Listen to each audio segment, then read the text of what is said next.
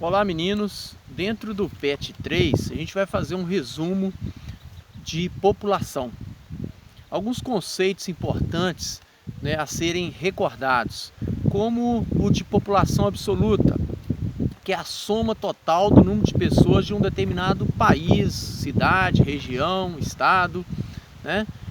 A população absoluta do Brasil é de aproximadamente 212 milhões de habitantes, é a população total.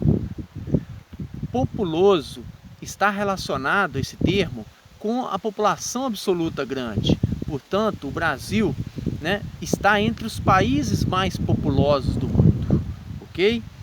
E o termo também, população relativa, que é a população, total dividida pela área, se tornando o Brasil um país, com a população relativa de aproximadamente 22 pessoas. Como eu encontrei esse resultado? A divisão, da população total de 212 milhões de habitantes pela área de mais de 8 milhões e meio de quilômetros quadrados nos dá aproximadamente 22 pessoas por quilômetro quadrado. Portanto, o Brasil é pouco povoado, tem uma população por quilômetro quadrado baixa em comparação a outros países. Com relação à taxa de pessoas que nascem, a taxa de natalidade, é um grupo de pessoas, que nasce, para cada grupo de 1000 pessoas, para cada grupo de 100 pessoas. O grupo de pessoas que morrem, num grupo, de pessoas de 1000, de 100 pessoas, nascem mais quantas, é o que eu chamo de mortalidade. Essa relação, essa diferença entre os que nascem, a natalidade, e os que morrem, a taxa de mortalidade, eu vou obter o crescimento vegetativo. O crescimento vegetativo é justamente essa diferença, entre os que nasceram e os que morreram. O crescimento vegetativo de um determinado lugar é de 2 para cada 1000. Vamos supor que no grupo de 1000 pessoas nasceram mais 10, e nesse mesmo grupo morreram 8. 10 menos 8, a população cresceu, em 2 pessoas para cada grupo de 1000. Esse crescimento vegetativo, meninos, ele é maior, normalmente em países mais pobres, mais atrasados, onde as taxas de natalidade são maiores, acompanhadas também das maiores taxas de mortalidade. Isso é muito comum nos países mais pobres do mundo. Nos países mais ricos do mundo, o crescimento vegetativo, é baixo, é resultado da taxa de natalidade muito pequena e também da taxa de mortalidade muito pequena.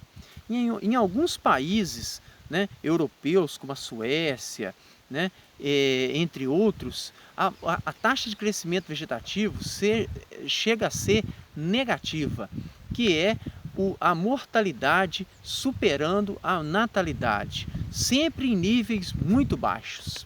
O resultado disso, meninos, é que nos países mais ricos do mundo, a população total cresce pouco, por causa do crescimento vegetativo baixo. E nos países mais pobres, a população absoluta cresce em ritmo mais acelerado, devido às altas taxas de mortalidade e também às altas taxas de mortalidade. Meninos, no caso do Brasil, nós passamos por uma transformação, fez com que a população brasileira, nessa transformação, crescesse em ritmo mais lento, reflexo da queda na taxa de natalidade. O número de filhos por casal no Brasil vem caindo décadas a décadas. Hoje, cada casal brasileiro tem em média 1,8, 1,9 filho, menos de 2 no caso. E há 4, 5 décadas anteriores nós tínhamos em média 4, 5 filhos por casal. As famílias vêm diminuindo, os casais vêm tendo menos filhos. E a taxa de mortalidade também vem caindo, fruto de algumas melhorias médicos sanitárias, né? Atendimento, né, médico sanitário, como, né, campanhas de vacinação principalmente, né? O resultado disso foi a queda na taxa de mortalidade, principalmente entre crianças. Essa é a boa notícia. Então, no caso do Brasil, a população total ela vem crescendo num ritmo mais lento do que antes, né? Fruto da queda do crescimento vegetativo, né? Da queda da taxa de natalidade e da taxa de mortalidade. Mas nós não ainda estamos no nível dos países mais desenvolvidos do mundo. E nós temos, meninos, o resultado disso, a formação das chamadas estruturas etárias ou pirâmides etárias, né? A estrutura é baseada, né, basicamente, no caso, formada por população jovem, adulta e idosa e dividida por sexo, feminino e masculino. Nesse caso, meninos, nós tivemos no Brasil, né, um estreitamento da base, reflexo da queda da taxa de natalidade. As famílias estão menores. Nós tivemos um alargamento do corpo da pirâmide, é a parte central, né? Isso significa o aumento da população adulta. E tivemos um aumento da ápice da pirâmide, né? Que significa, né, a queda da mortalidade e, consequentemente, né, as pessoas vivendo mais, maior expectativa de vida, maior quantidade de idosos em comparação a décadas anteriores. A expectativa de vida do brasileiro gira em torno dos 75, 76 anos.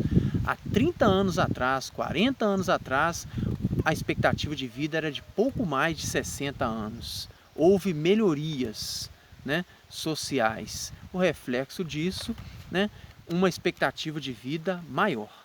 Mas os países mais pobres do mundo, né, como os da África, né, a quantidade de jovens é predominante, né? Nós temos uma base larga da pirâmide e o ápice bem pequenininho, bem estreitinho, reflexo, né, da elevada taxa de mortalidade e da expectativa de vida baixa.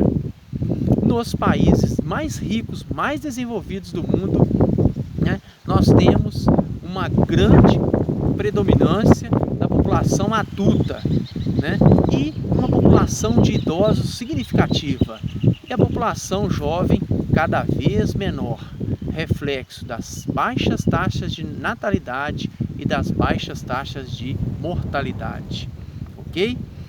Outra questão importante, meninos, é sobre a formação étnica, né? No caso do Brasil, né, a mistura de povos, né? Nós somos resultado de uma miscigenação, uma mistura de povos, né? Nós somos resultado, né, da miscigenação entre europeus, africanos, indígenas, asiáticos. Nós somos esse resultado. E com isso nós temos no Brasil uma grande diversidade cultural, né? Mas nós temos um elemento que nos une como povo brasileiro, né, que é a língua portuguesa. Apesar desses elementos que nos unem, nós temos também a riqueza cultural enorme trazida por cada povo, por cada grupo étnico. No caso do Brasil, nós temos também exemplos das comunidades, né, tradicionais que ainda resistem ao tempo, né, aos poucos investimentos do governo na conservação, na preservação, né, dessas comunidades tradicionais, né, comunidades, né, herdeiras dos quilombos, né, das populações de origem africana, resistem ao tempo, né, e essas comunidades são as chamadas comunidades quilombolas, né, que tentam preservar as tradições africanas